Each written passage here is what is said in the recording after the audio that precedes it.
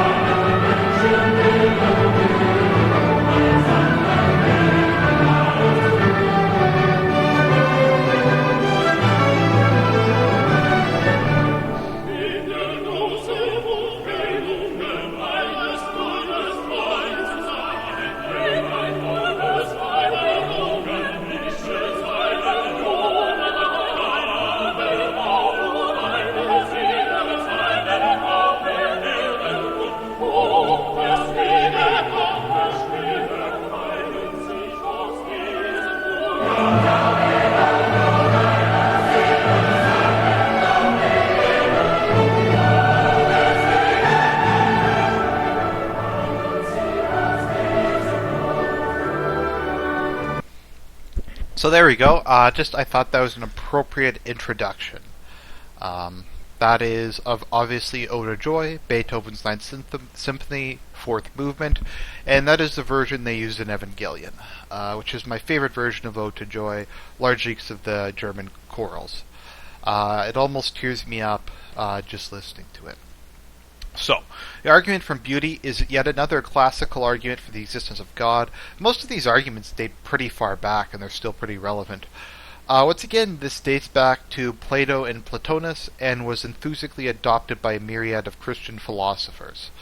This can kind of, to some extent, I think, be seen as a sub-argument of the design argument, and to some extent the more moral argument. In this case, it's kind of a bridge between the two, and it's kind of a nice conclusion to those two arguments. I personally do not find it as convincing as many of the others, as there are probably other explanations for our perception of beauty, but I include it because a lot of people do. It appeals to a lot of people. If you're familiar with personality theory at all, people who are of the SP personality type, this appeals greatly to them. There are a lot of people who are converted in this fashion. They go into a church and they see something beautiful, or they see something in nature, or they hear music and they are converted by it. And this is, like I said, not convincing to me, but it's convincing to a lot of people. So this is, to me, to be more of a intersubjective and emotional argument than a purely objective one. It does have a lot of historical precedent, though. Russia was converted to Orthodoxy because representatives of Prince Vladimir the Great of Kiev entered the Hagia Sophia and described a divine service there as like being in heaven. And they were so impressed, they convinced Vladimir the Great to convert to Orthodoxy, and he converted the entire Russian nation. So it's not like this is unimportant. So Dostoevsky was another great advocate of that. It seems in Orthodox Christianity, which is rather mystical, this is very often advanced. Many people develop a belief in God by looking at the beauty of nature. So before we go on, I'm just going to define what intersubjectivity is. I would argue that beauty is an intersubjective argument rather than just a purely subjective one. So intersubjectivity represents a middle way between subjectivity and objectivity. In essence, intersubjectivity is the principle that certain subjective experiences are more or less universal, or at least so many people have a similar experience that it has weight beyond simple personal opinion.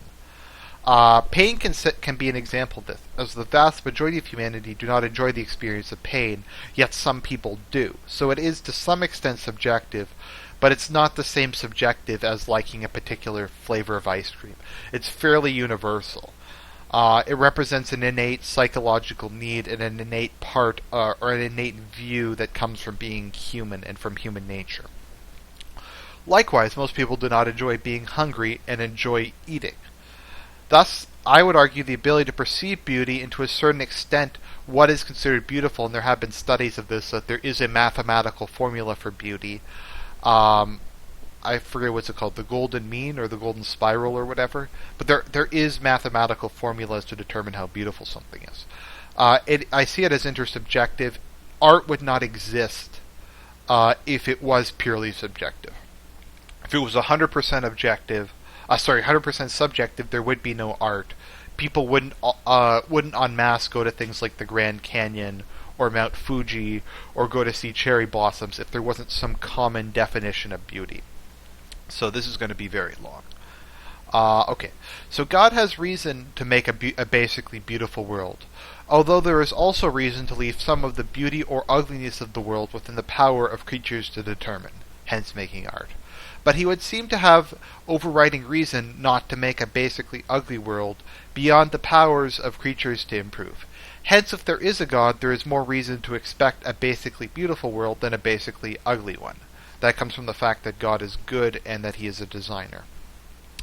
A priori. However, there is no particular reason for expecting a basically beautiful rather than a basically ugly world. If the universe is just random chance, there's no reason for beauty to exist. More than the universe to be ugly. If you flip a coin, one side is beauty, one side is ugly, etc. In consequence, if the world is beautiful, that fact would be evidence for God's existence. For in this case, if we let there be an orderly physical universe, there is a beautiful universe. So because there is order, because there is reason, because there are knowable physical laws, we can see this as evidence that the universe is beautiful. And this is, like I said, kind of a subset of the design argument and the moral argument. Few, however, would deny that our universe, apart from its animals and human inhabitants and aspects subject to their immediate control, has that beauty. Would deny, yes. Poets and painters and ordinary men down the centuries have long admired the beauty and the orderly procession of the heavenly bodies, the scattering of the galaxies throughout the heavens, in some ways random, in some ways orderly, and the rock, sea, and wind interacting on earth. The spacious firmament on high in all blue ethereal sky. The water lapping against the old eternal rocks, and the plants of the jungle and of temperate climates, contrasting with the desert and the Arctic wastes. Who in his senses would deny that there is here beauty in abundance? If we confine ourselves to the argument from the beauty of the inanimate and plant worlds, the argument surely works. And that's from Richard Swinburne. So in essence, much like the universe bears marks that a creator designed it, the universe bears marks that a great artist created the beauty within it. Thus there is often a metaphor for God that he is the great artist. And this is much similar to how human artists create beauty. A human wants to create a beautiful picture or a beautiful song or a beautiful movie or a work of art. And since God is the greatest being and God is the greatest person, or the greatest being possible, he's also an artist. And he is the greatest artist, and his art is the universe. So many people, upon hearing Ode to Joy, which I played, and in the show Evangelion, which is my favorite anime, the final angel more or less states that Ode to Joy is the highest achievement of human culture, which I might actually agree with, and he largely decides not to destroy humanity and that humanity deserves to be saved simply from the beauty of creating that. So the beauty argument works on fallen angels. So many people, upon hearing Ode to Joy, which is said to convey in the most raw sense the divine, I almost always cry when I listen to it because it's so beautiful. It really lifts up the soul. Or the beauty of Gregorian chant, or looking at a cathedral like the Duomo in Florence, Or even in natural beauty, to look at the stars or a forest, people intuitively see the presence of a divine hand at work. It could very well be projection or some sort, of some sort. And like I said, I don't find it especially convincing. But you can't look at these things, at least I can't, without feeling you are communing with the divine. That there is something grander at work there. That through beauty we know the eternal, that we touch eternity. So I invite you, listen to classical music, go to a great cathedral, and gaze at natural beauty with an open mind, and contemplate the concept of a creator and see how it goes. This works for some people and doesn't for others. So how does this add to the cumulative argument?